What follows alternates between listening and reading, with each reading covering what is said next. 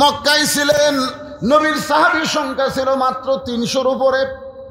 নবী যখন হিজরত করে মদিনায় গেলেন, মাত্র 8 বছর নবীর সাহাবীর সংখ্যা হয়ে গেছে 10,000।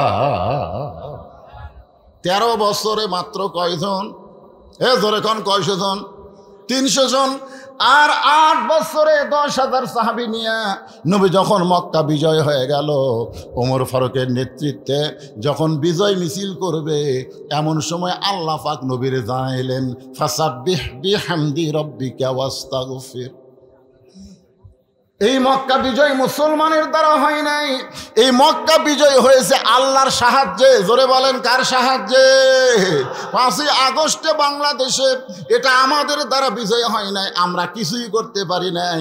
ওয়াজ করবার গেলে চারিদিকে তাকায়া তাকায় ওয়াজ করা লাগতো, ঠিক কিরকম? এই 5ই আগস্টের আগে দিন ওয়াজ করছি, আগে টিজত আসে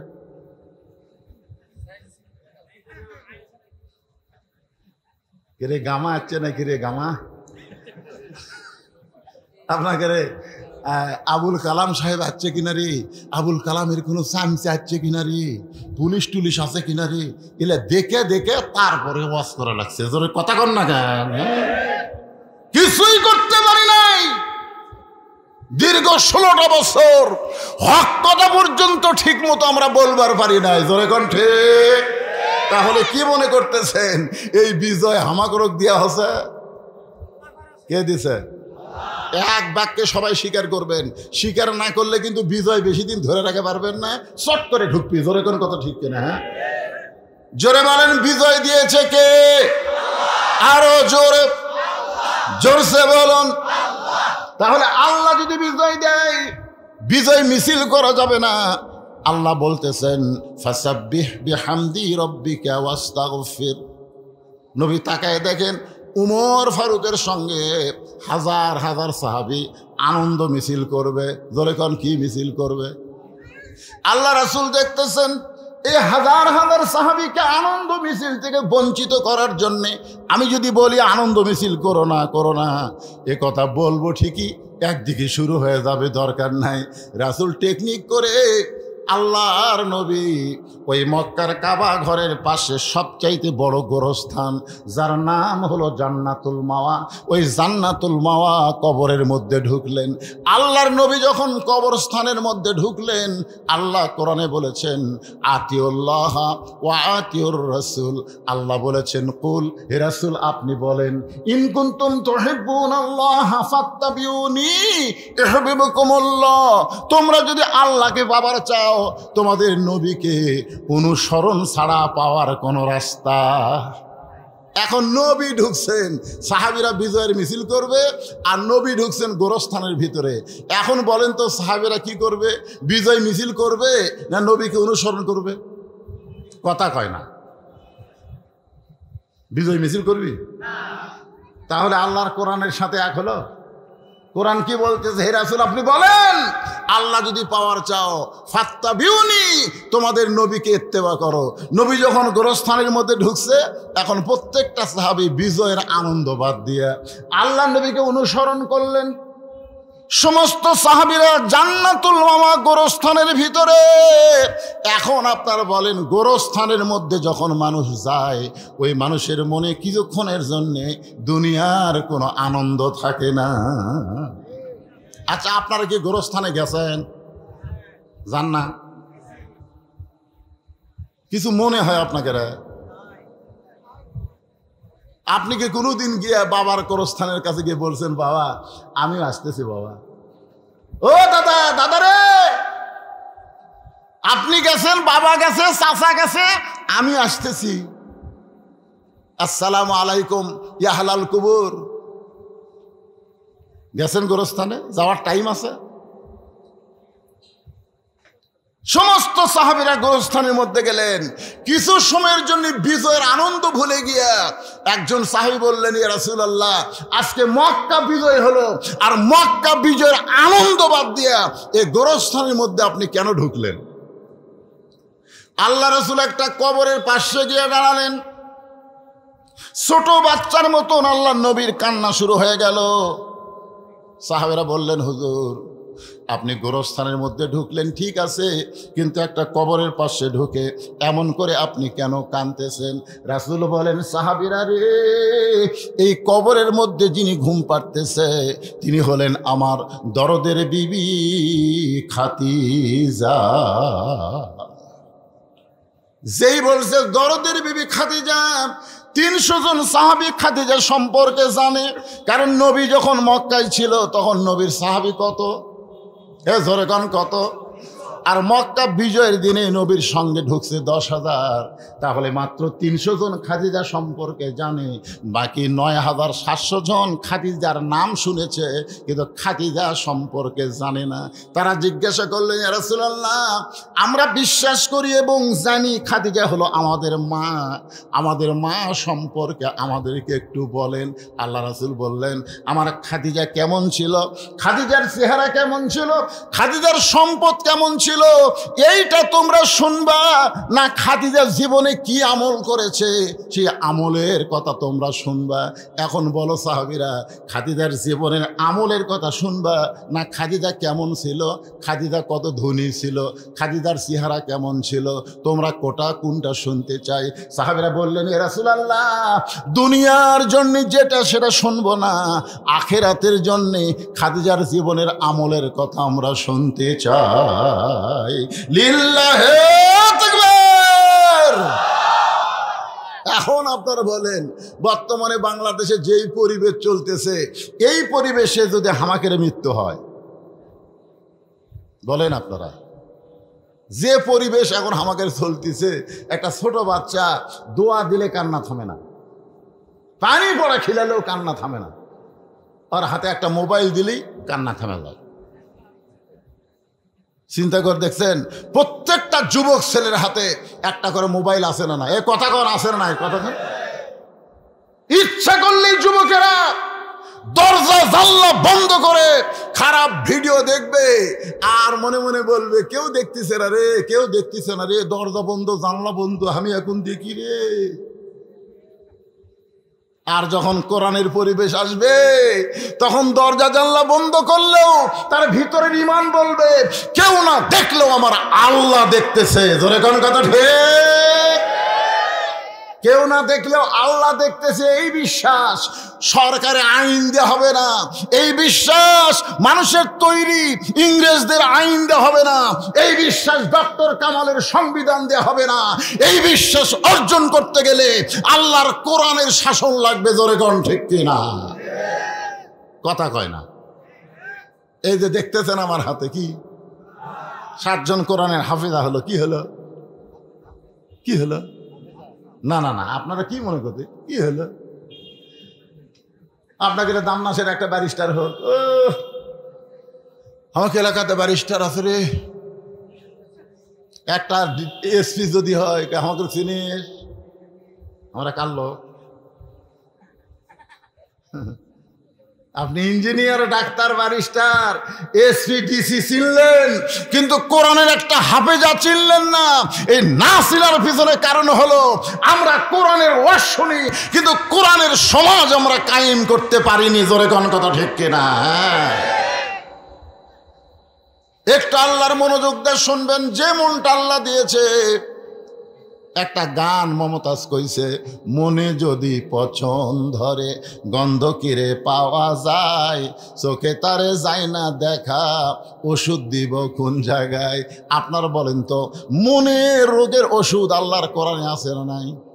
ওষুধটা কি? আল্লাহ বলতেছেন, অনুনাজ্জিলু মিনাল কুরআনি মা হুয়া শিফাউ ওয়া রাহমাতুল লিল মুমিনিন। এই যে ওটা বসা করেন কেন? না না না, কি জন্য উঠবে? কিসের মুরব্বী? আমার চাইতে বড় মুরব্বী কি আছে রে?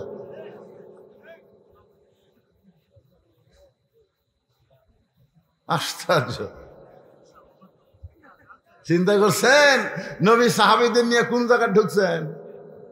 কথা কয় না, কোন জায়গায়? মনে করেন আপনারাও গোরস্থানে আছেন, চিন্তা করেন না যে মাঝখান থেকে উঠে বাড়ির যাবো। আল্লাহ কয় বাড়ির যাওয়ার আগেই তো হাসপাতালত নেমো। জোরে কোন কথা ঠিক পারে না? যেরকম পারে কি পারে না? বাড়া ভাত থুইয়া যার খাওয়ার ভাগ্য হয়নি বলে গেছে ভারতে, আর আপনি কোরআনের মাহফিল থেকে উঠে যান, ওই পাও প্যারালাইসিস দিতে আল্লাহর 1 সেকেন্ড লাগবে না। জোরে কোন কথা ঠিক কিনা? উঠবেন কেন? পেশাব লাগতেছে, বন্ধ করে রাখেন। আল্লাহর কোরআনের ইজ্জতে পেশাবটা যদি বন্ধ করে রাখতে পারেন, পেশাব জাতীয় যত ব্যারাম আল্লাহ সব ভালো করে দিবে। জোরে কোন সুবহানাল্লাহ। সমস্ত সাহাবীরা বললেন, এ রাসূলুল্লাহ, মা খাদিজার নাম শুনেছি কিন্তু খাদিজাকে আমরা চিনি না। খাদিজা জীবনে সবচাইতে কি আমল বেশি করত, এ আমলের কথাটা একটু আমাদেরকে শোনান। রাসূল বললেন, আমি খুশি হয়ে গেলাম। খাদিজা চেহারা কেমন ছিল, খাদিজা কত বড় ধনপতি ছিল, এইগুলো শুনতে না চাইয়া তোমরা খাদিজার আমলের কথা শুনতে চাও, তাহলে শোনো।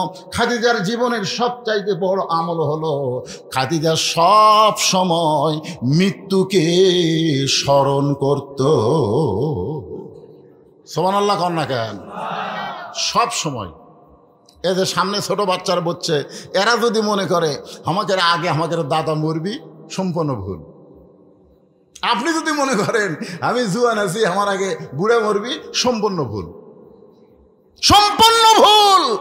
কে কখন আমরা মারা যাব এইটা কেউ বলতে পারবো না। জোরে বলেন কথা ঠিক? ঠিক যদি হয় তাহলে খুব মনোযোগ দিয়ে শুনবেন। মা খাদিজার জীবনের সবচাইতে বড় আমল হলো সব সময় মৃত্যুকে স্মরণ কর।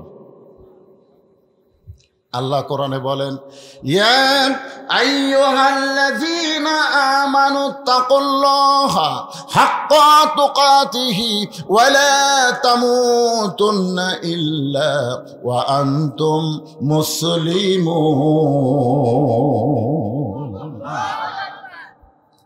আমি আপনাদেরকে ওয়াদা দিচ্ছি। ওয়াদা বোঝেন? এই যে এখন ঘড়ির বাজতেছে আপনার 11:10, আমি 12টা পার করে দেবো ওয়াজ করে, শুনবেন না আপনারা? কারণ সূরা নসরের তাফসীর আমাকে শোনা লাগবে। মারাত্মক কিছু কথা আজকে আমি কম ভাই, কারণ আমার যাওয়া লিয়া আসা লিয়া আর কোনো টেনশন, মারাত্মক কিছু ওয়াজ আছে। কারা কারা শুনবেন আল্লাহকে একটু হাত দেখান তো দেখি। লিল্লাহি তাকবীর। হাত নামা। কিন্তু আমি ওই যে লোকটা উঠছে তাকে যখন বলছি, ভাই আপনি উঠলেন কেন, এটা বলাও সারা, এরই থেকে আমাকে বলতেছে গামছা দেওয়া লাগবে। তা আপনারা কিভাবে বুঝলেন যেই লোকটা কোরআনের মাহফিল শুনতে শুনতে উঠে যায় ওই গামছার টাকা দিবে? এ কথা কন না কেন? টাকা দিবে? সমস্ত মুসলমান যদি টাকা দিত তাহলে এরকম হতো না। দেখবেন ওই মসজিদের দান বাক্স মুখের সামনে দিয়ে যাচ্ছে, একজনের পকেটে তাকায় দেখে 500 টাকার লোট আছে, 200 টাকার লোট আছে, 100 টাকার লোট আছে, 10 টাকা নেই, 10 টাকা নেই, 10 টাকা নেই। মারছে ঠেলা, 3 জন পার হয়ে গেছে। ওরা 3 জন বলতেছে, জাকিরে তোর হাতত বল আছে ভাই, কিন্তু 2 কান্দের 2 ফেরেশতা বলতেছে, আল্লাহ এই শয়তানের কান্দত আমরা থাকবো না, যার পকেট ভরা টাকা থুয়া তোমার মসজিদের দান বাক্স ঠেলা মারে, ই তো মানুষ না, ই তো মানুষ না, এর কান্দত থেকে আমরা লেখবো কি? আমি আমার ভাইকে বলতেছি, 2-4 জন মানুষ হাজার হাজার মানুষের মধ্যে উঠলি যে আপনি বলবেন গামছা দেওয়া লাগবে, তাহলে তো আমার ওয়াজ করা খুব কঠিন। এই জন্যে 5টা মিনিট এই গামছার কামটা শেষ করি। তো কি কন ওয়াজ হবি ফাটাফাটি, ওটা উঠি নাই, এই গামছার কামটা শেষ করতে দেখি, খালি এই ধারে গামছা দেন, গামছা তো কামি সারা,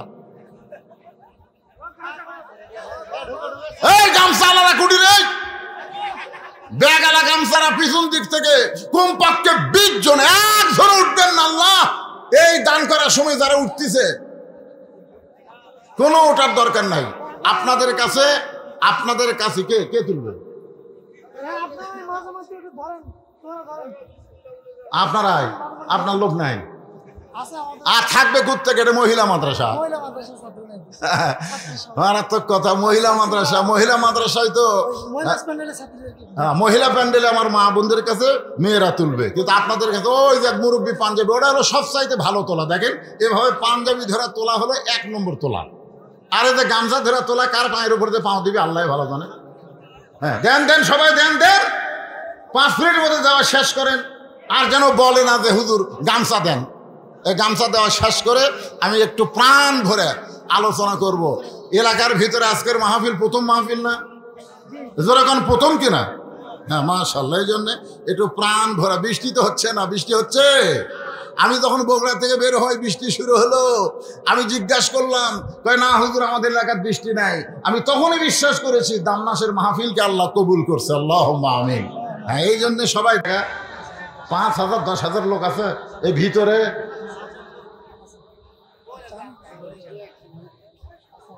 এই মাদ্রাসার জন্য 5,000 10,000 টাকা দেওয়ার লোক আপনাদের মধ্যে আছে? হুজুর বলতেছে থাকতে পারে। এমন কোন আল্লাহর বান্দা আছে এই মাদ্রাসায় 60 জন না কয়জন ছাত্রী, কয়জন? 54 জন ছাত্রীর হাতে একটা করে কোরআন শরীফ দিবেন। এক কোরআন শরীফ মাত্র 500 টাকা। আপনি 500 টাকা দিবেন, আল্লাহ রাস্তায় একটা কোরআন শরীফ দেওয়ার সওয়াব আল্লাহ আপনার বাপ মার আমলনামায় দিয়ে দিবে। আল্লাহ জিয়াউল আল্লাহ তোমার একজন বান্দা 1000 টাকা নগদে করছে দান। আল্লাহ তার দানকে কবুল করে জান্নাত ঘরের মালিক বানায় দেন। আপনাদের মধ্যে গামছার আদায় শেষ হলেই আমার আদায় শেষ, তারপরে আবার একটানা আলোচনা করব। আছেন কোনো ভাই 500 টাকা দিবেন, একটা কোরআন শরীফ। জীবনে বহু টাকা বহু জায়গায় খরচ করছেন, আজকে মহিলা মাদ্রাসায় একটা কোরআন শরীফ সবচাইতে বড় দান। মাত্র 500 টাকা দেন, একটা কোরআন দানের সওয়াব আল্লাহ দান করে দিবে। কে রে, এলা কোন দেশের লোক রে? ওঠে না কে 2-1 কে বাবা? নাই পকেটে নাই বাজান, দেন দেন একটা কোরআন শরীফ দিবেন। কি আছে বাজান? নবীর মাদ্রাসা একটা কোরআন শরীফ দান করবে। আল্লাহ তোমার 2 জন বান্দা হাত তুলেছে, পিছন দিকে শত শত আল্লাহর বান্দার আছে। আর একজন আল্লাহর বান্দা, কি নাম? বর্তমান না কে মেম্বার বাতিল হচ্ছে এখন না আছে? মানে পাইকারি হারে সব বাতিল করে দিচ্ছে তো, কিন্তু মেম্বার চেয়ারম্যান এখনো বাতিল হয়নি। তো আমার মেম্বার সাহেব ভাই 2টা কোরআন বাবদ 1000 টাকা করছে দান। আল্লাহ দানকে কবুল করেন। 2 জনের, এই যে 2 জন, হ্যাঁ তোমরাই তো 2 জন হাত তুলছিলা। 2 জন 2টা কোরআন বাবদ 500 1000 টাকা দান করেছে। আল্লাহ দানকে কবুল করেন। আর একজন কোরআন বাবদ 500 টাকা দান করছে। আর একজন কোরআন শরীফ বাবদ 500 টাকা দান করছে। আল্লাহ দানকে কবুল করেন। আল্লাহ নেক নিয়ত এগুলো পুরা করেন। এদিকে আমার টাকা ঠিক বাড়ে এলে কে দিল রে এত টাকা? আচ্ছা থাকথন স্লিপ থন, স্লিপে অনেকগুলো টাকা হয়েছে। কোন ভাইয়েরা কোন নিয়তে দিল? ধান দিল, চাল দিল, টাকা পয়সা যে যা দিবে আল্লাহ সব দানকে আল্লাহর দরবারে কবুল করে। জোরে বলেন আমিন। সাহাবীরা বললেন, ইয়া রাসূলুল্লাহ, আমরা মা খাদিজার নাম শুনেছি, কিন্তু খাদিজাকে আমরা চিনি না। মা খাদিজা যখন দুনিয়া থেকে বিদায় নিছে তখন নবীর সাহাবী সংখ্যা ছিল মাত্র 300 জন। ধরে কোন কয়জন? এ কথা বলা লাগবে, কয়জন?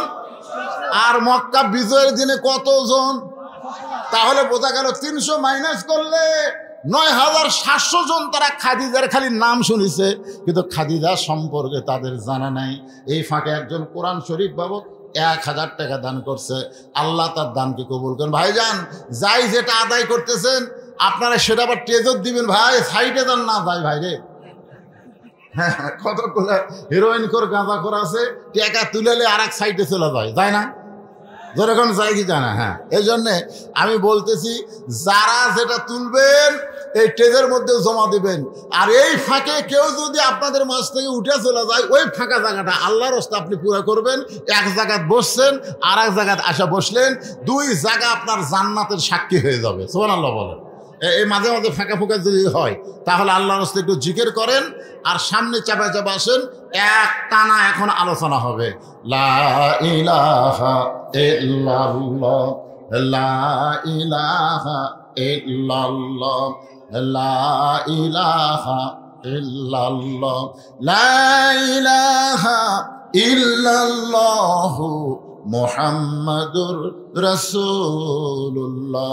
সকলে বলি সাল্লাল্লাহু আলাইহি ওয়াসাল্লাম। সাহাবীরা বললেন, ইয়া রাসূলুল্লাহ, মা খাদিজা কবরকে কেমনে স্মরণ করত, সবসময় মৃত্যুরে কেমনে স্মরণ করত, আপনি একটু আমাদের বলেন। একটা মানুষ সবসময় মৃত্যুকে স্মরণ করবে, তাহলে দুনিয়ার বাড়ি গাড়ি করবে কেমনে? ঠিক কিনা কন? আপনি যে 3 তলা বাড়ি বানাচ্ছেন, 4 তলা বাড়ি বানাচ্ছেন, আপনি যদি বলেন মর্ম ভাই, তাহলে ওটা করা যাবে? কথা কন না কেন? করা যাবে? সবসময় যে ব্যক্তি মৃত্যু দিয়ে না, হাত দিয়ে না, আপনারা নেন, সবসময় যে ব্যক্তি মৃত্যুকে স্মরণ করবে, তাই তো বাড়ির থেকে বাড়াবি না। না রে, বাড়ির থেকে বাড়ালে যদি অটো ভ্যানক চড়ি আর যদি ব্রেক ফেল করে পড়ি, আমি হাঁটু ভাঙ্গিয়া যাবি, দরকার নেই ভাই।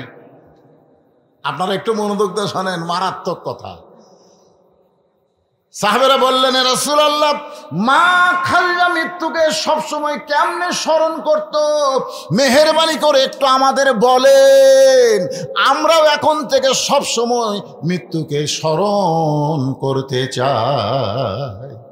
আজকে যারা আপনারা শুনবেন, সবসময় মৃত্যুকে স্মরণ করা লাগবে। রাজি আছেন? রাসূল বললেন, সাহাবীরা শোনো, একদিন গভীর রাত্রে আমি নবী ঘুম থেকে চেতন পাইছি।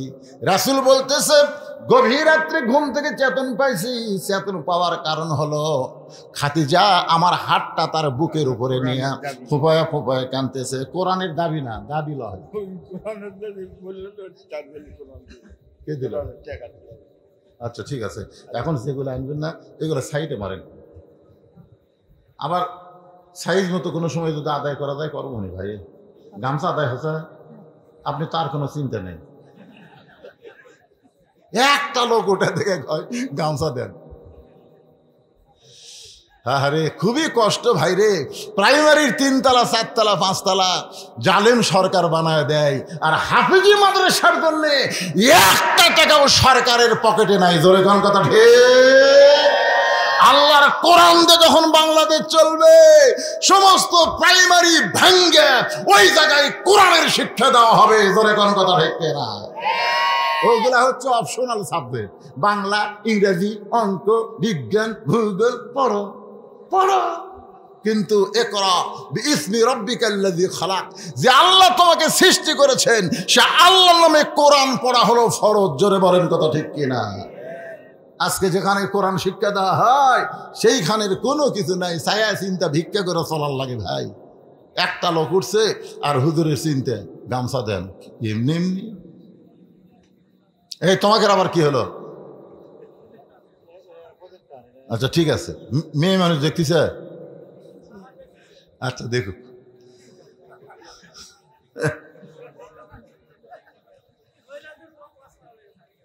তো খাদিজা আবার কে বাবা? এখনকার মহিলারা তো মরার চিন্তা করে না, খালি স্টার জলসা জি বাংলা লিয়ে থাকে। জোরে কোন কথা ঠিক? যেদিন কোরআন দিয়ে বাংলাদেশ চলবে, ভারতের কোন চ্যানেল এই বাংলার জমিনে চলবে না। জোরে কোন কথা ঠিক না? যেই ভারত আমাদের 400 বছরের পুরাতন বাবরি মসজিদ ভাঙ্গা রাম মন্দির বানাচ্ছে, ওই ভারতের চ্যানেল আমাদের বউ মায়েরা দেখি। আবার জাকির নায়কের চ্যানেল শুরু হবে। জোরে কোন কথা ঠিক? কথা কন না কেন ভাই? আল্লাহর বান্দারা শোনেন, গভীর রাত্রে নবী ঘুম থেকে চেতন পায়, বলে খাদিজা, দুনিয়ার সবাই ঘুম পাড়ে, আমি নবী ঘুম পাড়ি, আর আপনি এমন করে কেন কাঁদতেছেন?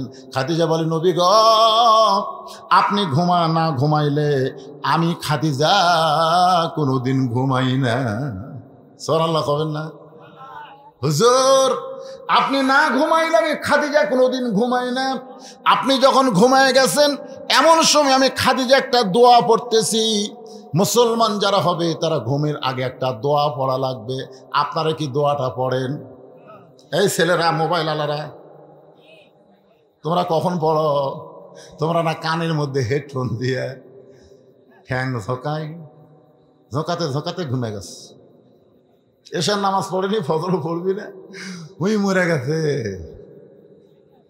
আল্লাহুম্মা পড়েন, আল্লাহুম্মা বিইসমিকা আমুতু ওয়া আহইয়া। খাদিজা বলতেছে ইয়া রাসূলুল্লাহ, আল্লাহুম্মা বিইসমিকা আমুতু। আমুতু শব্দ যখন উচ্চারণ করেছি তখন আমি দেখতে পাই আমার সামনে অন্ধকার কবর, যেই কবরে কোনো দরজা নাই, যেই কবরে কোনো জানলা নাই, যেই কবরে কোনো বাতি নাই, যেই কবরে কোনো সাথী নাই। আপনি বলেছেন সবার শেষে যেই ব্যক্তি কবরে যাবে দুনিয়ার জীবনের 50,000 বছর তাকে কবরে থাকা লাগবে। সবার শেষে যেই ব্যক্তি কবরে যাবে কত বছর? জোরে কান, কত বছর?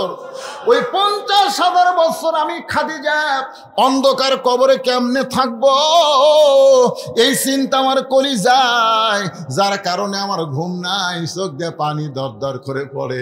সঙ্গে সঙ্গে নবী আমার খাদিজার ডান হাতটা ধরে একটা চুমা খায়। একটা চুমা দিয়ে বলে, খাদিজা রে, ওই আল্লাহর শপথ করে বলতেছি, ঈমান গ্রহণ করার পরে তুমি আল্লাহর সঙ্গে যে সম্পর্ক গড়ে তুলেছ, আল্লাহ তোমার কবরকে জান্নাত বানায়া দিবে। আপনারা তো সুবহানাল্লাহ বললেন, আমি কি বললাম এর আগে শুনছেন? ঈমান গ্রহণ করার পরে আপনি আল্লাহর সঙ্গে যে সম্পর্ক গড়ে তুলেছেন, আপনার কবরকে আল্লাহ জান্নাত বানায়া দিবে। তাহলে ঈমান গ্রহণ করার পরে সম্পর্ক করা লাগবে কার সাথে? আরো জোরে বলেন, কার সাথে?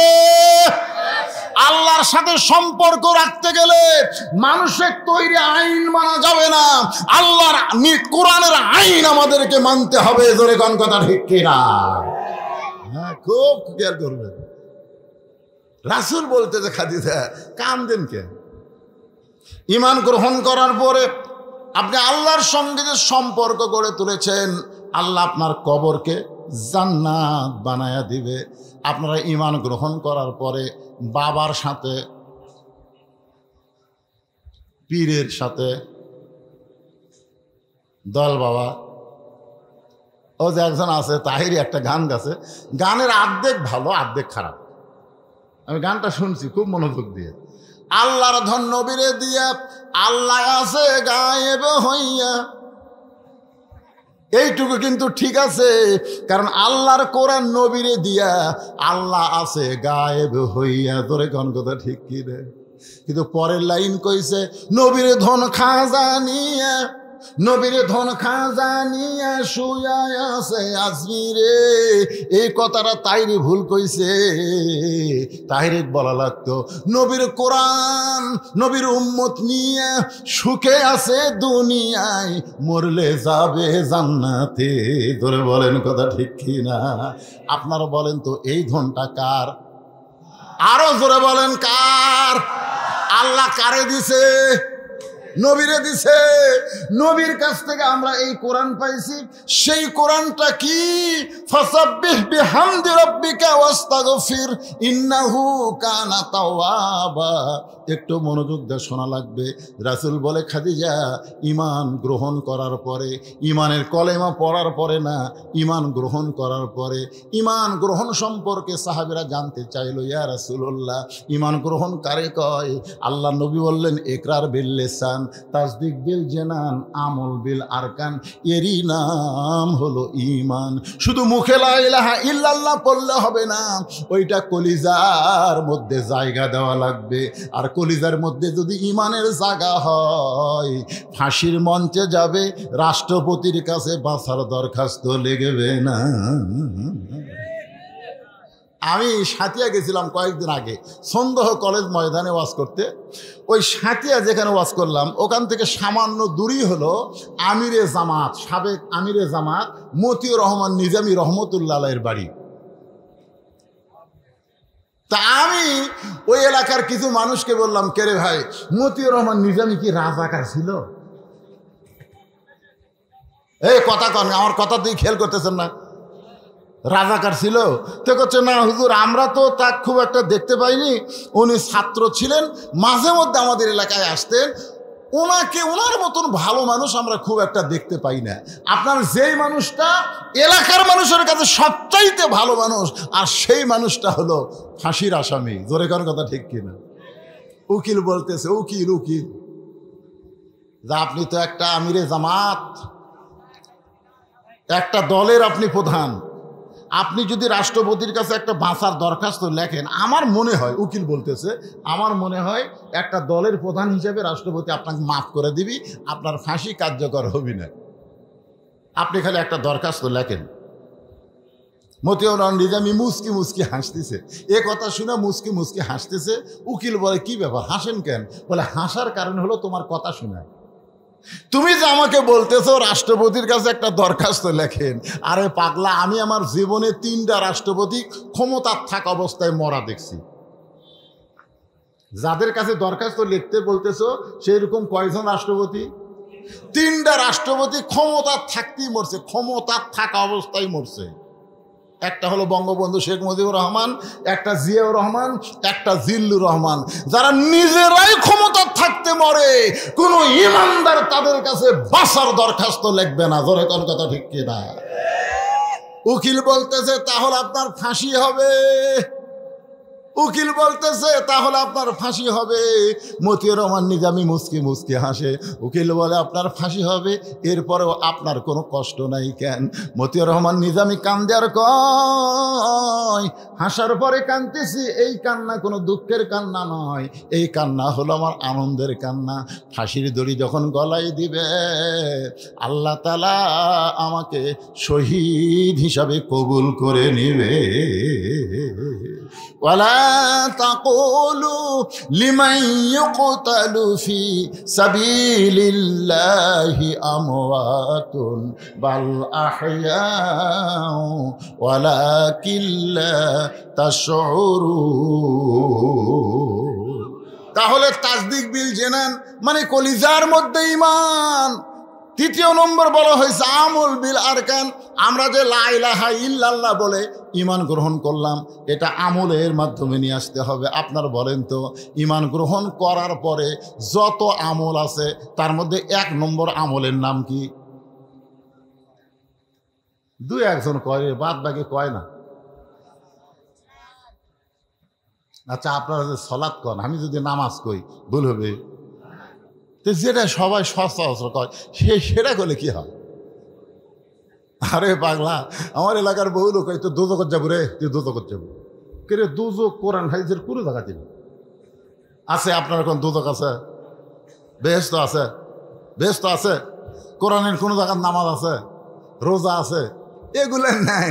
কিন্তু এইগুলা কথা দিয়াই আমরা নামাজ মানে সালাত, রোজা মানে সিয়াম, দোজখ মানে জাহান্নাম, বেহেশত মানে জান্নাত। জোরে কোন কথা ঠিক কিনা? আর বাংলাদেশের মানুষ যেটা বুঝি সেটাই বলবো। ঈমান গ্রহণ করার পরে যত আমল আছে, ঈমানকে বাঁচানোর জন্য 1 নম্বর আমলের নাম হলো, আরো জোরে বলেন, নামাজ। জোরে বলেন। এখন আপনারা বলেন তো, যে স্বৈরাচার হাসিনা আমাদের মধ্যে থেকে ভুলে গেল, উনি কিন্তু একটা কাম খুব ভালো করছে। আমি মান্দার যখন ওয়াজ করতেছিলাম, এক নেতা আমাকে বললো, হুজুর আপনি খালি অ্যাঙ্গেলে বিরুদ্ধে কন, খালি বিরুদ্ধে কন।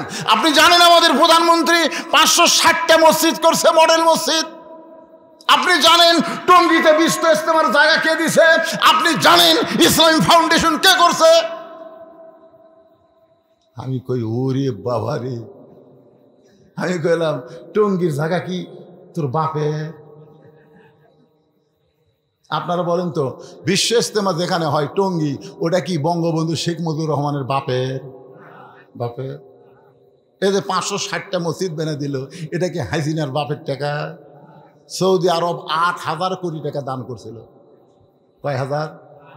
8,000 কোটি টাকা দান করছে। অর্ধেক মারিয়া শালারা, অর্ধেক মারিয়া, আর অর্ধেক টাকা দেয়। এখনো পর্যন্ত সব মসজিদ কমপ্লিট হয়নি। আমি নেতাকে বলেছিলাম একটা কথা, যে আপনাদের প্রধানমন্ত্রী 560টা মসজিদ নয়, 5 লক্ষ মসজিদ যদি তৈরি করে, একটা সওয়াব হবে না যতক্ষণ মসজিদের ভিতরে নামাজ পড়ার আইন পাস না করবে। জোরে কোন কথা ঠিক কিনা? এই যে আপনারা কষ্ট করে ঘরের মধ্যে শুনতেছেন, ফজরের নামাজ পড়বেন না, কি হবে? কি মান তারাকা সালাতু মুতাম্মিদান ফাকাত কাফারা, ইচ্ছা করে ফজরের নামাজ যারা বাদ দিয়ে ঘুম পারলো তারা কাফের হয়ে গেল। এখানে আল্লাহর অনেক বান্দার আছে, কারা কারা ঈশার নামাজ পড়েন নাই? না হাত তুলবার বলতেছি না, এই ইউটিউব যারা চালাচ্ছে এর মধ্যে অনেকে হয়তো।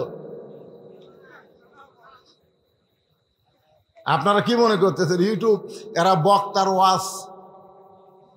তা আমার আগে যে বক্তা ওয়াজ করলো তার ওয়াজ কিন্তু ওরা রেকর্ড করেনি, করছে? কেন করেনি?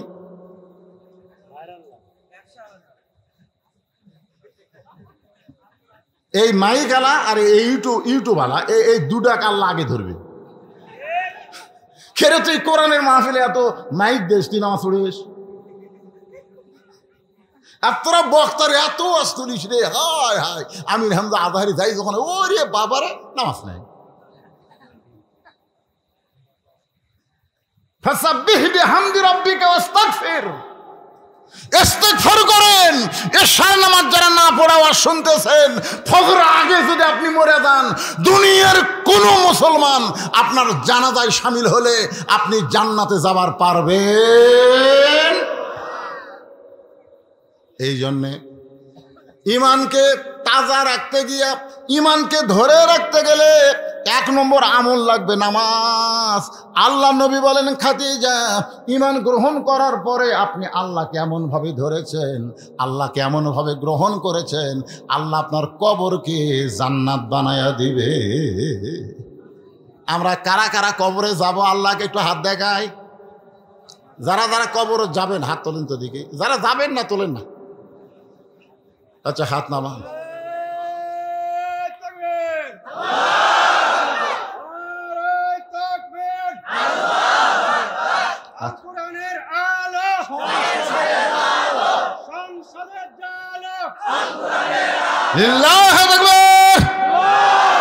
এই দেখেন আপনার সবাই হাত তুলছেন, কবরে যাবেন, যাবেন না? এই একটা গান করি তো দেখেন তো, কিন্তু বুঝবার পার নাই। মনের ঘরে তালা দিয়া সাবিনিয়া আসেন, আমি অধম সাধ্য কি তার হুকুম ছাড়া বাইরে যাই, হুকুম ছাড়া বাইরে যাই। আমার 2 কান্দে 2 মোহরি, লিখিতেছেন ডায়েরি, দলিল দেখে রায় দিবে, টাকা পয়সার নাই কারবার, আমি পাপী তিনি জাবিন্দার। সবাই বলেন আছেন আমার মুক্তার, বলেন আছেন আমার মুক্তার, আছেন আমার ব্যারিস্টার। শেষ বিচারের হাইকোর্টে কে কোন বিচার, এ ধরে কোন বিচার? শেষ বিচার বোঝেন? হ্যাঁ, এখনকার বিচার। সেদিন আমাকে বলতে হুজুর এই সাবের হোসেন ধরা পড়লো, সাবের হোসেন, আওয়ামী লীগের সাবের হোসেনের নাম শোনেননি? এই ধরা পড়লো, আবার জামিন হলো কেন? আমি কইলাম কে রে, ডক্টর ইউনূস যেভাবে বিচারকে সংস্কার করার নিয়ত করলো, যিনি আর্মির প্রধান ছিল তিনি বললেন আমার হেফাজতে 600 কয়েকজন আছে। আস্তে আস্তে দেখা গেল এরা কুটি গেল রে। এ হাসান মাহমুদ ধরা পড়লো, পরে শুনতেছি অমুক জায়গাতে ঘুরতেছে। তার মানে বোঝা গেল বাংলাদেশের বিচার এটা বিচার না, এটা হলো বিচারের নামে প্রহসন। জোরে কোন কথা, ঠিক কথা কর না কেন? শেষ বিচার বুঝতে হবে। আল্লাহ কোরআনে বলেন, আলাইসাল্লাহু বিআহকামিল হাকিমিন। সেই বিচারে যদি আপনি ধরা না খাবার চান, তাহলে আল্লাহর কোরআনের একটু সামান্য ইঙ্গিত আপনাদেরকে দেখায়, একটু দেখা যান। বাংলাদেশের মতন 96টা দেশের একজন কোরআনের খাদেম, কোরআনের খলিফা, ধরে কোন সুবহানাল্লাহ। বাংলাদেশের মতন কয়টা? ধরে কোন কয়টা? 96টা দেশের কোরআনের খলিফা। হযরত ওমর মেম্বরে দাঁড়ায় যখন বক্তব্য দেন, এমন সময় মাঝখান থেকে একজন দাঁড়িয়ে বলতেছে, আমিরুল মুমিনিন আপনার বক্তব্য আমরা শুনবো না, ওমর ফারুক চমকে গিয়ে বলতেছে, ভাই আমার অপরাধ কি, আমার দোষ কি, কি কারণে আমার বক্তব্য শুনবা না? বলে, হুজুর আমাদেরকে খাটো পাঞ্জাবি দিয়ে আপনি লম্বা জুব্বা পরে খুতবা দিচ্ছেন। হুজুর আপনি খাটো পাঞ্জাবি দিলেন আমাদেরকে, আর আপনি লম্বা জুব্বা পরে খুতবা দিচ্ছেন। যতক্ষণ আপনার লম্বা জুব্বার কাহিনী না বলবেন ততক্ষণ আপনার খুতবা আমরা শুনবো না। ওমর ফারুক সঙ্গে সঙ্গে খুতবা বন্ধ করে দিলেন। বাংলাদেশের হাজার হাজার কোটি টাকা বিদেশে পাচার হয়ে গেছে, এই নেতারা আবার বাহিরে পালায় গেছে। জোরে বলেন কথা ঠিক? কারণ মানুষের তৈরি আইন দিয়ে যখন দেশ চলবে তখন এরকম অন্যায়কারীকে ছেড়ে দেওয়া হবে। আর আল্লাহর কোরআন দিয়ে রাষ্ট্র চলতেছে, জুব্বা লম্বা হচ্ছে, আর একজন সাহাবী দাঁড়ায় লোকমা দিছে, আমাকেও খাটো দিয়া আপনি লম্বা জুব্বা কোথায় পেলেন? এই লম্বা জুব্বার কাহিনী যতক্ষণ না বলবেন ততক্ষণ আপনার খুতবা আমরা শুনবো না। এমন সময় আব্দুল্লাহ ইবনে ওমর ফারুকের ছেলে বাবার পাশে দাঁড়ায় চোখের পানি বের করে বলে, রে নবীর সাহাবীরা, তোমরা তো খাটো পাঞ্জাবি হলেও নতুন কাপড় পরে নামাজ পড়তে আইছো, আমার পরনের দিকে তাকায় দেখো, আমার পরনে নতুন কোনো কাপড় নাই। ওসমান গনি বলে, আব্দুল্লাহ আজকে জুমার দিনে সবাই নতুন কাপড় পরলো, আর তুমি পুরাতন কাপড় পরে কেন জুমার নামাজ পড়তে আসলে? আব্দুল্লাহ বলতেছে, রে নবীর সাহাবীরা শোনো, তোমরা আরামে সারা রাত ঘুম পাড়ো, আর আমার বাবা যেদিন থেকে নেতা হসে, খলিফা হইছে, সেদিন থেকে আমার বাবার আরামের ঘুম নাই। একদিন গভীর রাত্রে আমি আব্দুল্লাহ ঘুম থেকে চেতন পায়ে দেখি আমার মা দরজায় দাঁড়িয়ে আছে।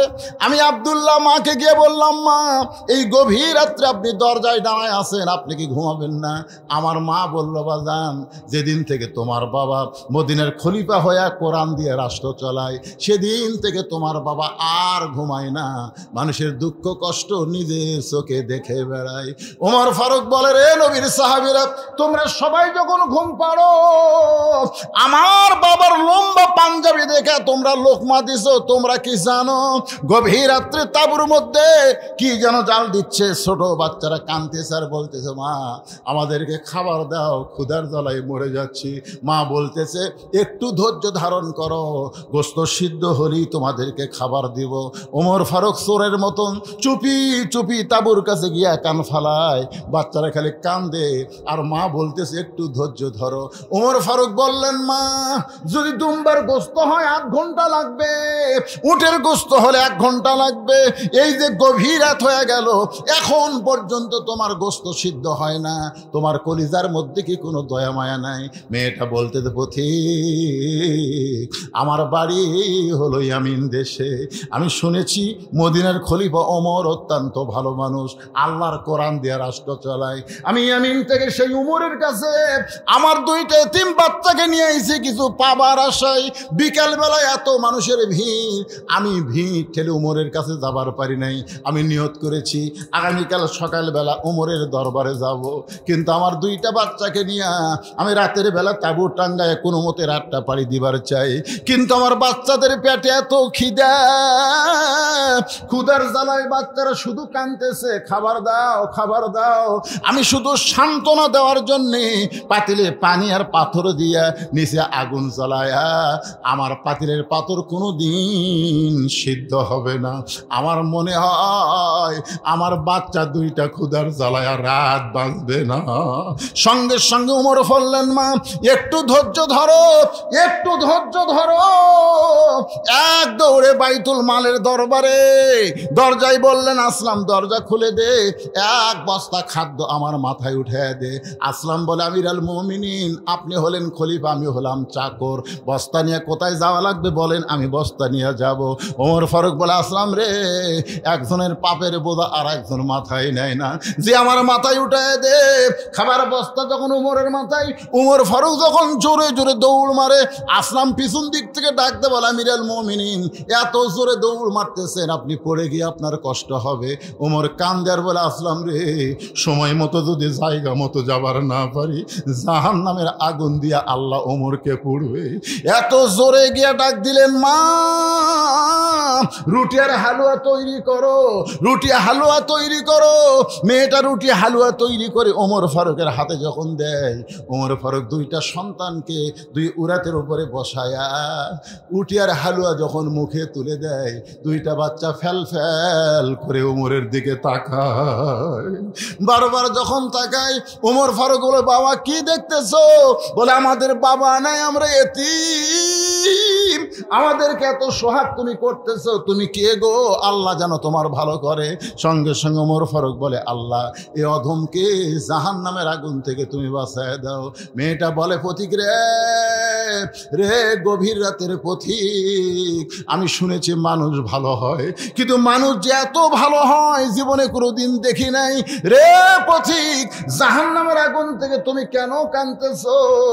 আল্লাহ উমরকে যদি মদিনার খলিফা না বানায়া তোমারে যদি মদিনার খলিফা বানাইতো, মদিনা আল্লাহর জান্নাত হয়ে যেত। আব্দুল্লাহ বলতেছে, রে নবীর সাহাবীরা, তোমরা সবাই যখন ঘুমায় গেছো, এমন সময় আমার বাবা ঘুমায়নি। আমার বাবা আমার দরজায় গিয়ে ডাকতেছে, আব্দুল্লাহ। আমি দরজা খুলে দেখি বাবার হাতে ছোট্ট একটা পাঞ্জাবি। আমি বললাম, বাবা একটা পাঞ্জাবি বাইতুল মাল থেকে দিছে, আর একটা কি দিবার আইছেন? ওমর ফারুক সঙ্গে সঙ্গে এই কোরআন থেকে তেলাওয়াত করলেন, ইন্নাল্লাহা ইয়ামুরুকুম আন তুআদ্দুল আমানাতি ইলা আহলিহা ওয়া ইযা হাকামতুম বাইনান নাস আন তাহকুমু বিল আদল। জোরে বলেন সুবহানাল্লাহ। এই কোরআন দিয়া যখন বাংলাদেশ চলবে, নেতার ছেলে R15 গাড়ি নিয়ে ঘুরবে। একটা চেয়ারম্যানের বেটা আগে ভ্যানত চড়ে বেড়াতো, চেয়ারম্যান হওয়ার পরে R15 নিয়ে ঘুরতেছে। তোর এখন কথা ঠিক কি না? হে আব্দুল্লাহ, কি বাইতুল মাল থেকে তোর একটা পাঞ্জাবি দেয়নি? কয় দিছে। আবার আপনি যে গভীর রাত্রে একটা নিয়ে আইছেন, আমি মনে করছি আর একটা দিবে যাচ্ছেন। ওমর ফারুক কোরআন থেকে তেলাওয়াত করে বুঝাইলেন, কোরআন দিয়ে যখন রাষ্ট্র চলবে, আমি ওয়াজ করতে বলি না যে 6 বছর আম গাছের চাষ করছে, আমের বাগানে জ্যৈষ্ঠ মাসে দেখতে গেছে আম পাকছে কিনা, গিয়ে দেখে ছোট্ট একটা বাচ্চা গাছের ডালে বসে আম পাড়তিছে আর ব্যাগের মধ্যে তুলতিছে। বাগানের মালিক বলে, আমি খাইনি, আমার পরিবারের কেউ খাইনি, আর তুই আমার গাছে তোর আম পাড়তেছিস, তোর বাপকে যা বিচার দেবো রে, এই তোর বাপকে যা বিচার দেবো। ছেলে খালি মুচকি মুচকি হাসে। বাগানের মালিক বলে, হাসিস কেন? বলে, হাসার কারণ হলো আমার বাবা কোথায় খুঁজবার যাবেন, আমার বাবা আর এক গাছে চড়ছে। বাগানের মালিক তাকে দেখে ওর বাপ খালি আম পাড়ে আর বস্তা ভরায়, নিচে বসে কান্দারকে আল্লাহ বিচার দিব কার কাছে? বেটাও চোর, বাপও চোর। আমাদের বাংলাদেশের অবস্থা হয়েছিল তাই, বিচার দেওয়ার কোনো জায়গা নাই। ধরে বলেন কথা ঠিক কিনা? সব চালাই চোর, বিচার দিবের কার কাছে? আর এলাকার পুলিশ খালি খোঁজে বজলু রশিদের বাড়ি কোনটা। এক চোরক কষে, আমার এলাকার এক চোরক কষে বজলু রশিদের বাড়ি। চোর কয় করে, আমি চোর, আমার বাদ দিয়ে পুলিশ হুজুর খুঁজতেছে, ব্যাপার কি? হাসতেছেন, চোরে আমার সাথে গল্প করছে, হুজুর আমি হলাম চোর, আর পুলিশ আমাকে বলতেছে বজলু রশিদের বাড়ি কোনটা। হ্যাঁ মাথা হাত হাই রে, চোর ধরবে, পুলিশ আমাকে না ধরে হুজুর খুঁজতেছে। এটা কোন দেশ রে? কোন দেশ? যেই দেশে লুচ্চাগুলো সব ঘুরে বেড়ায় আর ধর্ষণের অপরাধে শাইখুল হাদিস আল্লামা মামুনুল হককে জেলখানায় ঢুকায়। তোর কোন কথা ঠিক না? কোন দেশ? এই যে আমার দেশ পত্রিকার সম্পাদক মাহমুদুর রহমান কি কইছে? 7টা দাবি করছে, 7টা দাবি। তার মধ্যে 1 নম্বর দাবি হলো আওয়ামী লীগ আর ছাত্রলীগকে চিরদিনের জন্য নিষিদ্ধ করা লাগবে। জোরে কোন কথা ঠিক কি না? এরা মানুষ না, এরা মানুষ না। চিন্তা করছেন? হায় হায় হায়, কান দেয়ার কই রে, বিচার দিমু কার কাছে রে? বেটাও চোর, বাপও চোর। ওমর ফারুকের সন্তান বলে বাবা তাহলে ঘুম না পাই নাই, গভীর রাত্রে পাঞ্জাবি নিয়ে কেন আইছেন? ওমর ফারুক বলে বেটা আব্দুল্লাহ, এই পাঞ্জাবি পরেছিলাম বেটা, এত খাটো, এই খাটো পাঞ্জাবি পরে আগামীকাল খুতবা কেমনে দিব? কারণ মুসল্লির পাঞ্জাবি খাটো হলে কোনো সমস্যা নাই, ইমামের পাঞ্জাবি একটু লম্বা হওয়া দরকার। আপনাকে এলাকার খবর কি? ঠিক, মুসল্লির দাড়ি থাক বা না থাক, ইমামের দাড়ি মাপতিছে দূর থেকে, মানে এটি থেকে মুঠ পেকে ইমামের দাড়ি মুঠ পর্যন্ত হয় কিনা সে মাপে দেখে যে সামান্য না কম আছে এইটুকু। বাইরে এসে বলতেছে নামাজ হবি না, ফাঁসেকের পাশে নামাজ হবি না, দাড়ি ছোট, ফাঁসেকের পাশে নামাজ হবি না। একজন সাহস করে বলতেছে ভাই তোর মুখর তো দাড়িই নেই। আরে পাগলা, আমি মুসল্লি লয়, আমার দাড়ির কি দরকার রে, ইমামের দাড়ি লাগবে। আপনি জানেন এই কোরআন দিয়ে যখন বাংলাদেশ চলবে তখন প্রত্যেকটা নেতারাই মসজিদের ইমামতি করার যোগ্যতা অর্জন করা লাগবে। এখন কথা ঠিক, কারণ ইমামের লোকমা আছে, এমপির লোকমা নাই। ইমাম খালি আসরের নামাজে 4 রাকাতে 3 রাকাতে বসুক তো দেখি, যত বড় দাওরা হোক আর হাফেজ হোক, বসছে সাথে সাথে এক ভ্যান এলাকায় আল্লাহু আকবার, ইমাম গাই খেয়ে তুই ভ্যান চলে খাস। আমি হুজুর একদিন 4 রাকাত পড়াছি, আজ 3 রাকাতে স্বৈরাচারী হয়ে বসে থাকবো, দেখি কি হয়। মানে স্বৈরাচার বুঝলেন, দিনের ভোর রাতত নিবি আর সকালে এসে চা খাবি আর গল্প করবি। তুই কয়টা? আমি 200টা মারছি রে। তুই কয়টা? আমি 100টা মারছি রে। কিন্তু কেউ দেখেনি। আরে পাগলা, রাত্রেবেলা দরজা বন্ধ করে মোমবাতি দিয়ে মারছি, দেখবি রে। 2 কান্দে 2 ফেরেশতা, আল্লাহ কি করবো, এই শালারা করছে দেখবি কি? তা আমরা কি ঘুম পাচ্ছি? আপনারা কি মনে করছেন ফেরেশতা ঘুম পাচ্ছে? আল্লাহ ঘুমাতেছিল। তুই যে একলাই 10টা সিল মারলি, এক বাপের সন্তান একটা সিল মারে, আর যার বাপের হিসাব নেই সেই জাউরেরা বেশি সিল মারে। জোরে কোন কথা ঠিক কিনা? যারকে বাপের হিসাব নেই। কয় বাপ, কয় সিল মারিস রে? তুই কয় বাপের সিল মারিস রে? এক মুরব্বী আছে ভোট দিবে, দাদা আপনি বুড়া মানুষ, আমরা জানি কষ্ট হবে, আপনি আমরা মারছি। তুমি বুড়া বলতেছো বা আমি কোন মার্কার দিবার চাচ্ছ, তোরা যে কোনটা মারলু? মারছি চাষা কি? তো চাষা যখন যাচ্ছে কয় চাষা চাষির দান পাঠান না, চাষির দাও মারছি।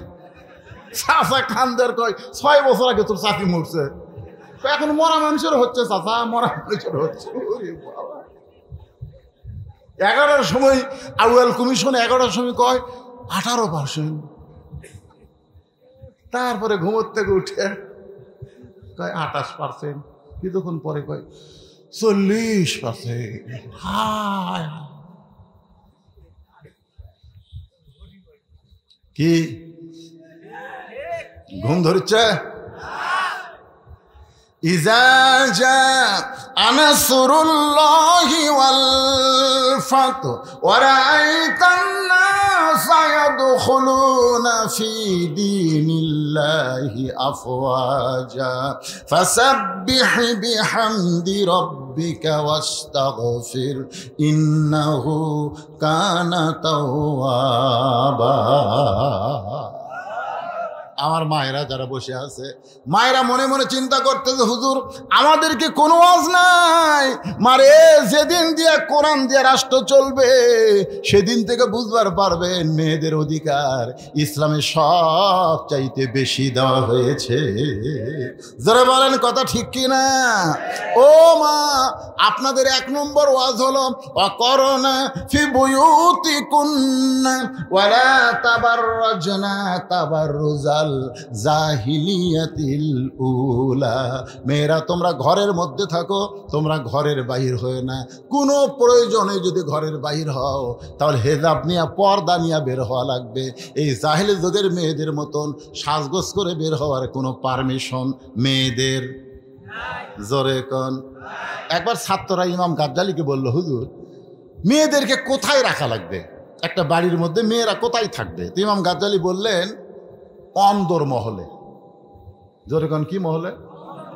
তো এক ছাত্র বলে হুজুর অন্দর মহল মানে কি? ইমাম গাজ্জালী বললেন অন্দর মহল মানে কবর। সব ছাত্ররা শুন, হুজুর একটা জ্ঞাতা মেয়ে মানুষ কবর থাকবি? ইমাম গাজ্জালী বললেন পাগলা, এই অন্দর মহল মানে কবর বলার কারণ হলো মেয়েরা মারা গেলে যারা তার লাশ ধরে কবরে নামাবার পারবে একমাত্র তারা ছাড়া অন্য কেউ মেয়েদেরকে দেখতে পারবি না।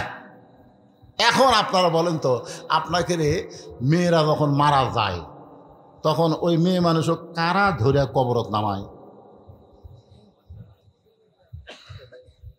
কথা কয় না রে। আচ্ছা শালি যদি মরে আর দুলা ভাই যদি কয় আমার আদরে শালি মরছে, আমি একটু লাশটা কবরত নামামো, নামাজ দেবেন? দেবেন কেন? দেওয়ারা যদি বলে আমার মায়ের মতন ভাবি, মাঝে মধ্যে বলতো ভাবি মনে হয় আপনার বিয়ে হয়নি, সেই ভাবি মরে গেছে, আমি দেওয়ারা একটু কবরত নামাবার চাই, দিবেন? কথা জোরে কলে দিবেন? তার মানে বোঝা গেল যারা মরে যাওয়ার পরে লাশ ধরবার পারবে না সেই সকল পুরুষের জন্য নারীদের দেখা যায় না। সারা জীবন পর্দা করেনি, মরার পরে 5 কাপড়। আমার এলাকার এক মেয়ে মানুষ ভোটার আছে আমার এলাকায়, যাক পাই তারই হাত ধরে, দেখি ভাই হাতটা দেন তো, এদিকে দেন, ধরার 25টা দেবে হাত ধরে, ভোট একটা দেওয়াই লাগবে। কি কোন ওয়াদা দেন ভোট কিন্তু একটা দেওয়াই লাগবে। ওই কায়দা ভাই এমন জায়গাতে হাত লেগেছে ওয়াদা না দিয়ে পারে। আমি ওর স্বামীর কাছে গেলাম, আমি ওই মেয়েটার স্বামী বেঁচে আছে তার কাছে যাই, বললাম ভাই তোমার বউ যে ভোটের দাম আছে, যেভাবে ভোট চাচ্ছে, স্বামী বলতে যে হুজুর ভোটও তো ওটা লাগবে, এখন যেভাবে ইচ্ছা চাই। আমি আরে পাগল, তোমার বউ যখন মারা যায় তুমি কয় কাপড় দিবে? বলতে যে হুজুর আপনি আলিম মানুষ জানেন না, 5 কাপড়। আমি বললাম জীবিত অবস্থায় যে মেয়ে পর্দা করে না, মরার পরে ওই মেয়েকে 5 কাপড় দিয়া কোনো লাভ হবে না, কারণ জীবিত অবস্থায় যদি পর্দা করে তাদের জন্যই 5 কাপড় লাগে। ধরে বলেন ঠিক কিনা? আমার মায়েরা যারা পর্দার অন্তরালে মা, আমি আপনাদের জন্য আজকে বেশি আলোচনা করতে পারলাম না, তবে এইটুকু বললাম যত আমল করেন সবচাইতে বড় আমলের নাম হলো পর্দা। ধরে বলেন নাম কি? এই পর্দাটা আপনারা মেনে চলবেন। নামাজ যদি কমও পড়েন চলবে, রোজা যদি কমও করেন চলবে, যদি হজ করবার না যান সমস্যা নাই মা, কিন্তু পর্দা হারা হওয়া যাবে না। কারণ মা আয়েশা 6 লক্ষ হাদিসের হাফেজা। কয় লক্ষ? আপনারা বলেন তো ফাতেমা কয়টা হাদিস বয়ান করছে? ফাতেমা, হ্যাঁ, নবীর মেয়ে ফাতেমা কয়টা হাদিস? বুখারী পড়েন, মুসলিম পড়েন, সব পড়েন তো, সিয়াসাতা পড়েন তো, ফাতেমার থেকে কয় হাদিস আছে? হ্যাঁ দেখছেন? মা আয়েশা কিন্তু হজ করছে, ফাতেমা কিন্তু হজও করেনি। তারপরেও জান্নাতি নারীদের নেত্রী কে হবে? আয়েশা না ফাতেমা? কেন হবে? ফাতেমার জীবনের একটাই আমল সবচাইতে গুরুত্বপূর্ণ, তার নাম হলো পর্দা। জোরে কোন ঠিক? আমার মায়েরা যারা ওয়াজ শুনতেছে, মা আপনাদের জীবনের এই ফাতেমার পর্দার আমলটা করেন, ইনশাআল্লাহ মা ফাতেমার সঙ্গে আল্লাহ পাক আপনাকে জান্নাত দিবে। সবাই বলেন আমিন। এবার মূল আলোচনায় ফিরে আসতেছি। আব্দুল্লাহ বলতেছে আমার বাবা কয়, আব্দুল্লাহ এই পাঞ্জাবি পরে যদি আমি খুতবা দেই তাহলে সবাই বলবে ইমামের পাঞ্জাবি খাটো, তোর পাঞ্জাবিটা আমাকে দান করে দে বাবা। আমি আব্দুল্লাহ গভীর রাত্রে আমার কাপড় আমার বাবাকে দান করে দিলাম। আমার কাপড় বাবার কাপড় একত্র করে বাবা লম্বা জুব্বা বানায় খুতবা দেয়। এখন বলো বাবার খুতবা শোনা যায় কি না যায়? সমস্ত সাহাবেরা এক বাক্যে চিল্লায় বলতেছে আল্লাহর কোরআন দিয়া যখন রাষ্ট্র চলবে, এমন ভালো মানুষকে নেতা হিসাবে দেখা যাবে। এখন আপনারা বলেন আল্লাহর কোরআন দিয়ে রাষ্ট্র চলুক, এটাকে আপনারা চান? কারা কারা আগামীতে আল্লাহর এই কোরআন দিয়ে বাংলাদেশ চলুক কারা কারা চান? দুই হাত তুলে আমার আল্লাহরে দেখান। লিল্লাহে তাকবীর। কয়েকদিন আগে ফেসবুকে আমি একটা ইউটিউবে একটা ছোট্ট একটা ক্লিপ দেখে আশ্চর্য হয়ে গেলাম। একজন হিন্দুকে একজন লোক বলতেছে আপনি কোন দল করেন? তো হিন্দু বলতেছে জামাত ইসলাম করি। আপনারা দেখবেন ফেসবুক খুঁজে পাওয়া যাবে না, হিন্দু বলতেছে আমি জামাত ইসলাম করি। আমার এলাকার যত হিন্দু আছে আমি সমস্ত হিন্দুকের সভাপতি, জামাত ইসলামের সভাপতি। কি করে জামাত ইসলাম আল্লাহর দল, তোরা হিন্দুরা হয়ে? তখন হিন্দু বলতেছে ভাই এই আওয়ামী লীগ খালি সারা জীবন ভারতের বন্ধু হচ্ছে রে।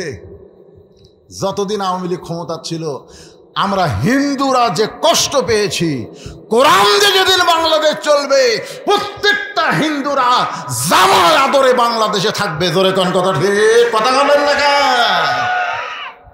মনে করতেছেন এ কোরআন দিয়ে বাংলাদেশ চললে মৌলবাদী হবি? এ বিএনপির ফখরুল বলতেছে না মৌলবাদীর হাতে আর কি মৌলবাদী বলতে কাক বুঝাচ্ছে? মৌলবাদী বলতে যারা আল্লাহর দল করে তাদেরকে বোঝানো হচ্ছে। ধরে বলেন কথা ঠিক? আমরা সবাই ইস্তেগফার করি, আল্লাহ আল্লাহ। অনেক দেখলাম আল্লাহ 50 বছর স্বাধীনতার পর একটা বার আমরা শুধু আল্লাহর কোরআনটা দেখতে চাই। আল্লাহ যেন আমাদের এই তওবা ইস্তেগফারকে কবুল করে। সকলে বলেন আমিন। আল্লাহ আজকের এই মাহফিলকে আল্লাহ যেন কবুল করে। সকলে বলে আল্লাহুম্মা আমিন। আস্তাগফিরুল্লাহাল্লাযী লা ইলাহা ইল্লা হুয়াল হাইয়ুল কাইয়্যুম ওয়া আতুবু ইলাইহি। এই লাভ দিয়ে উঠতেছেন কেন? কি কথা রে বারে, এ দৌড়ে যাবি কুটিরে মুরব্বী লয় তো এলা সোনামণি। জানলার কথা কয়টা করছিলেন? 4টা জানলা। কি ঠাই জানলা? এই নবীর এতিম মাদ্রাসার জন্য 4টা জানলা লাগবে। যাদের বাপ মা কবরের কাছে একটা জানলা দেন, আল্লাহ যেন জান্নাত থেকে একটা জানলা আপনার বাপ মার কবরে খুলে দেয়। এমন কোন আল্লাহর পাগল আছে এই মাদ্রাসাতে একটা জানলা দিবে? এরকম এমন কোন পাগল আছেন আপনারা? এই মাদ্রাসা কমিটির সভাপতি কে? সভাপতি নাই। প্রধান অতিথি ঠিক আছে, কয় টাকা? আচ্ছা 7,000। সভাপতি 7,000। ঠিক আছে, আপনারা সকলে মনোজাত করেন না? যারা যারা করেন একটু আমার সঙ্গে হাত তোলেন। আল্লাহুম্মা আমিন।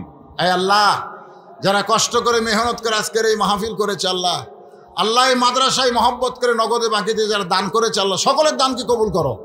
একটা দোয়া আপনারা করেন, রব্বির হামহুমা কামা রব্বায়ানি সগীরা। আল্লাহ আমাদের বাপ মা যাদের কবরের কাছে কবরকে মাফ করে দাও।